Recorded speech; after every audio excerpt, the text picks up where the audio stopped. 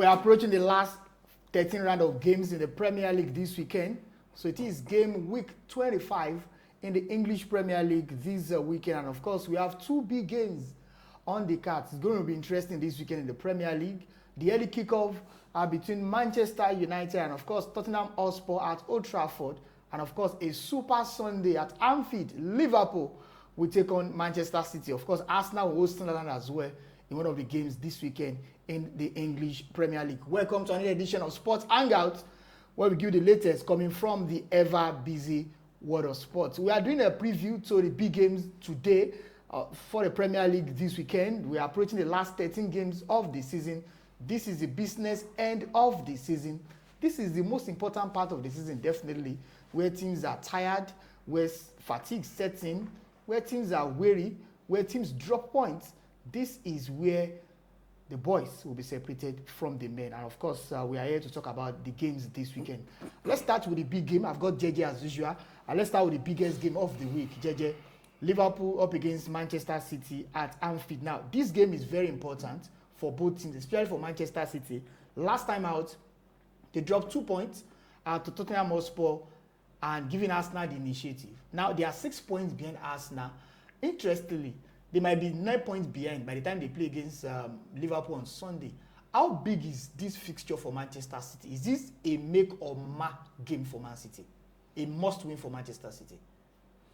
Well, if it were Manchester City of a couple of years ago, 9 points behind Arsenal wouldn't have been a major issue. But it's a big deal now. Right now, it's Man City that are disarray themselves, and they need to find balance to catch up with Arsenal. And Arsenal, they are a team to beat this season. They're not dropping too much points, and the fact that Man City are playing 2 games away simultaneously doesn't even make it easier. I mean, last time out they went to Tottenham Hotspur, and then they are going to Anfield. And not just any stadium. They are going to Anfield, and Anfield on its day usually it swallows up every confidence, every bit of confidence you think you take there.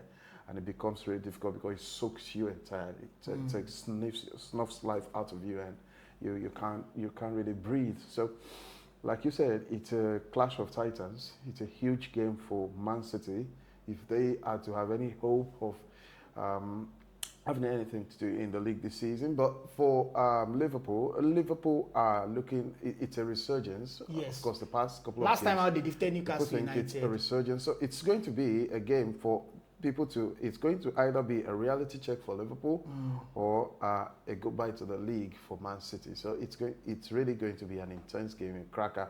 And over the past couple of games between them, Liverpool have won 3 times, they've drawn once, and Man City have just won once in the 5 couple of games against Liverpool. And you look at their league form, I think in the past 5 games, Liverpool, they've won just once.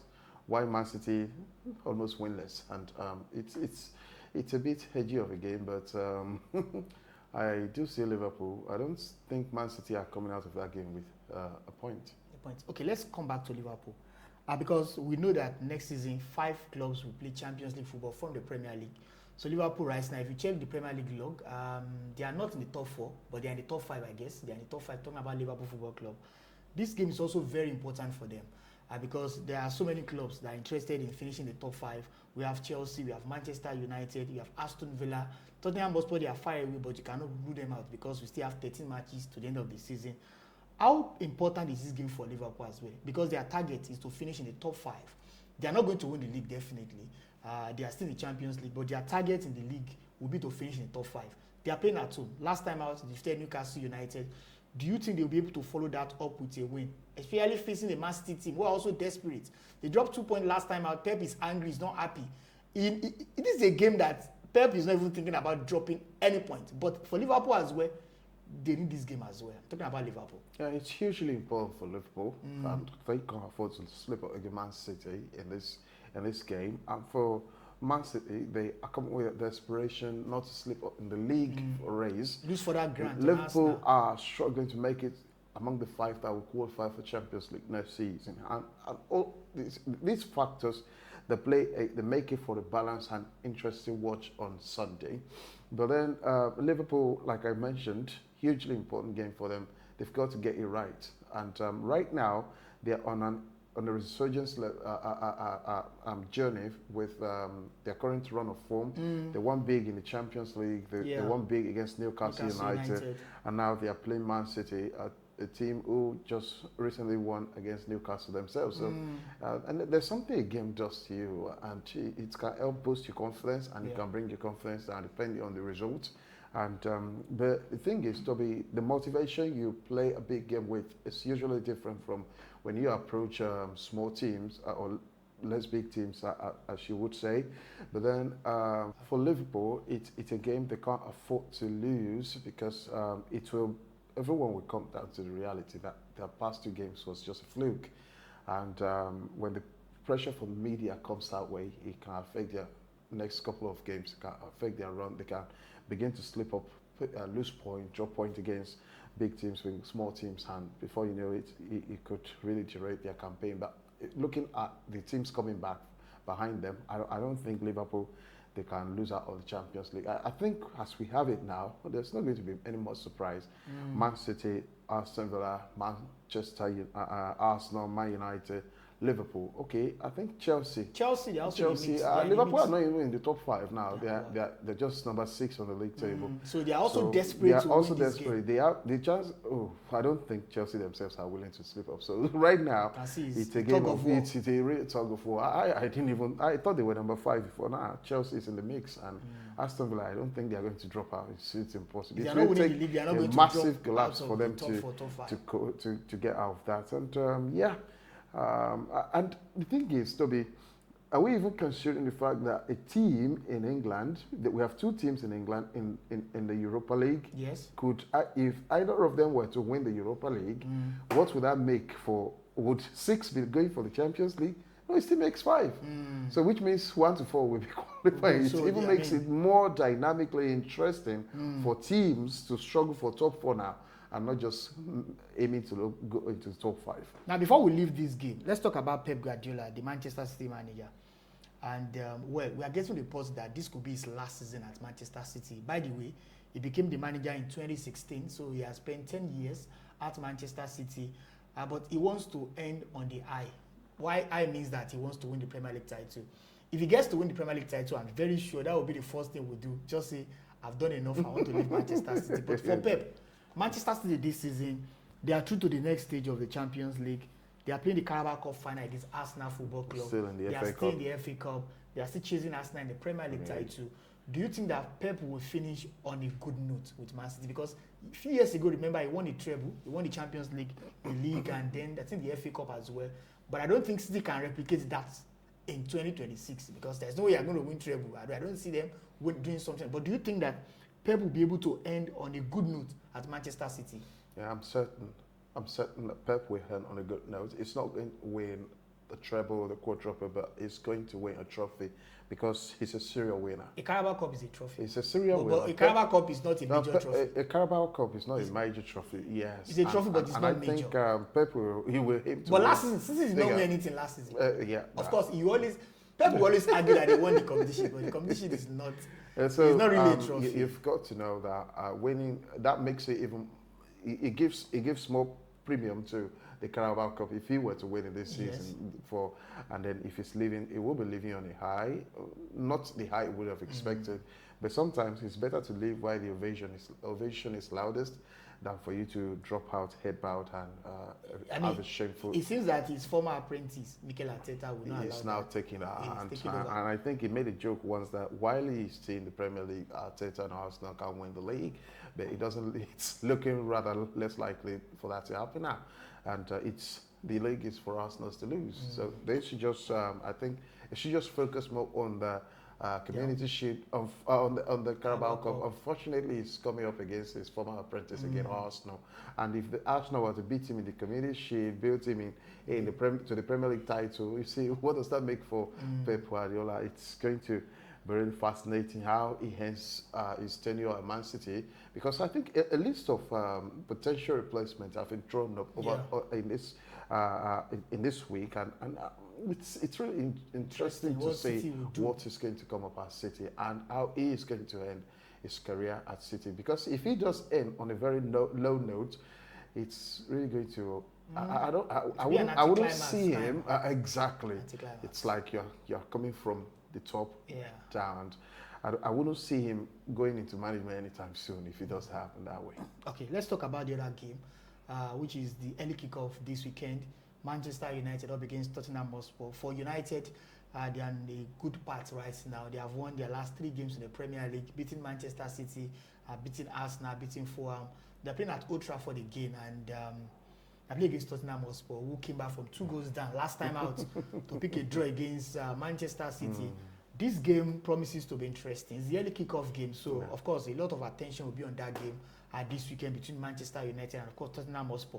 Now, for United, if they get to win this one, that will be their 4th game in a row that they will win in the Premier League. I can't remember the last time that happened to Man United. Even did Amorim get to win 4 games in a row? I'm not sure if that happened under Ruben Amorim. No. But for Manchester United, was 3. 3 now. It could be 4 if they beat Tottenham Hotspur. But Tottenham Hotspur is also a difficult team to play against. They are difficult. Forget about the fact that they've been struggling this season. Remember, they denied Ruben Amorim the chance of winning the Europa League last season. But this is Old Trafford. Do you think United, they have the quality to beat Tottenham Hotspur, especially with the injury crisis of United? We understand that Mason Mount is out injured, Patrick Dogu is out as well, a couple of other fitness issues for Manchester United. Do you think with all these factors, they will be able to beat Tottenham Hotspur? Tottenham too, they also have their own injury crisis. When you're talking about fitness issue for Man United, we're not talking about the big guns in the squad. Fernandes is having no issue. But Patrick Dogu is out injured. Patrick Dogu is out. Patrick Dogu only even made it to. But he's been important. It's not like he's that big guy. Patrick Dogu has then we've got a replacement. Matheus Cunha has been. It's a worthy replacement. In fact, he was a replacement for Matheus Cunha, and then Matheus Cunha was just getting to adapt to Carrick's ball, and that's why. And you look at the last game, he was instrumental. We took him off and we began to struggle. Matheus Cunha, you had Bruno Fernandes, Brian Mbeumo, Ahmad. So the front line is complete. Carlos Casemiro. So we have a lot of them like that, and you would. That is not even playing for United. Last season, Tottenham they met United 4 times and they beat United 4 times. Wow. Well, they beat United 3-0 at home. And the past 5 games, that is not happening. We haven't won a game against Arsenal, against Tottenham Hotspur, and we drew just 1 and we lost 4. So if you look at that on paper, it might sound like it's going to, but sometimes when records are stacking up against a team, just like what happened earlier this season. United and look at United this season. Look at United this season. They've been breaking the jinx. Yes, it's a season of jinx breaking for them. We broke against Brighton. 3 wins at Old Trafford. We beat them, and then we have Man City, we have Arsenal since 2017, 2019 whatsoever. And they went to Anfield to beat Liverpool. So it's a season of breaking the jinx for us this season. So you are confident? I'm confident. Without jinx, take jinx apart, even this season, it shows that Man United are going to beat Tottenham. Right now, the momentum is there. Right now, the momentum is in favor. The swing is in favor of Manchester United. Although these are 2 teams whose fans are living the fool's paradise. Win and people begin to hail them. Lose and people say, was that a fluke all along? So, but for tomorrow, I'm sure Man United will beat Tottenham Hotspur because based on momentum. And sometimes you look at the character of Manchester United when they begin to make a run of unbeaten record like that, they take it usually for a long period of time. Okay. And the fact that momentum swing is not in Man United's favor again. And we are a more solid, compact team, difficult to play against right now. Yeah. And so I think that will make it even more difficult for Tottenham. And the fact that they're coming to Old Trafford, of course, they've always had it easier at Old Trafford. I must be honest with you, Tottenham. It's like they are a team for Man United that they find the joy. Earlier this season, they were poor. Where we played against them, we were like gaining momentum too, and all of a sudden we played 2-2, and so you can understand the type of game we're expecting tomorrow. But I think, and I do hope, and I'm very confident that Man United will come up with something against Tottenham Hotspur.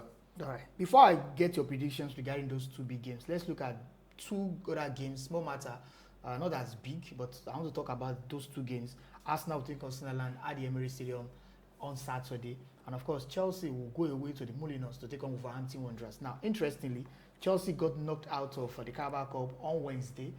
losing to Arsenal. Kai Havertz scoring the goal for Arsenal at the Emirates Stadium. But for Liam Rossinier, the Chelsea manager, I mean, he has done pretty well since he became the Chelsea manager. They're playing against the worst team in the league.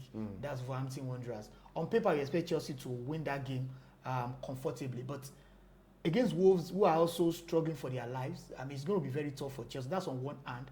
On the other hand, Arsenal against Sunderland. So I want you to react to those two games. Arsenal, Sunderland, do you think it will be a walk in the park for Arsenal? Remember, earlier in the season, Sunderland forced Arsenal to a 2-2 draw. But this is the Emirates Stadium. Arsenal have already lost at home this season. I mean, no thanks to Manchester United.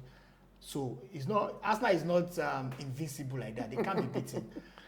Do you think Arsenal will just find it easy against Sunderland? And for Chelsea against Wolverhampton Wanderers, what do you think will happen? Arsenal aren't going to find it easy against Granit Xhaka, by the way, is coming back to the Emirates Stadium as an opposing player.